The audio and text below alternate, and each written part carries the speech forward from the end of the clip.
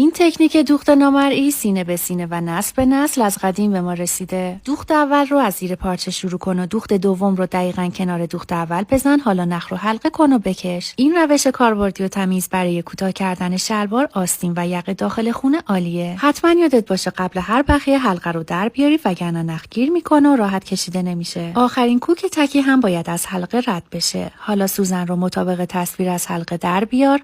با کشیدن محکم نخ پنهان میشه. قسمت بالای جوراب‌های بلا استفاده رو ببر و با کوک نامرئی به سر آستین بدوز. این دوخت واقعا کاربردیه. حالا آخرین نخ رو بکش. دیگه آستینات بلندتر به نظر میاد و میتونی تا چند سال دیگه هم بپوشیش. دیگه نیازی به کوتاه کردن آستین‌های بلند نیست. این تکنیک رو انجام بده تا جایی که لازمه بدوز روی همه سرآستین‌ها جواب میده. نخ رو محکم بکش. آستین‌ها بدون قیچی کردن کوتاه میشه. امروز یاد میگیری چطور با این روش قدیمی کاپشن یا لباسی رو که سوراخ شده رو با یه نخ و سوزن تعمیر کنی. از خرید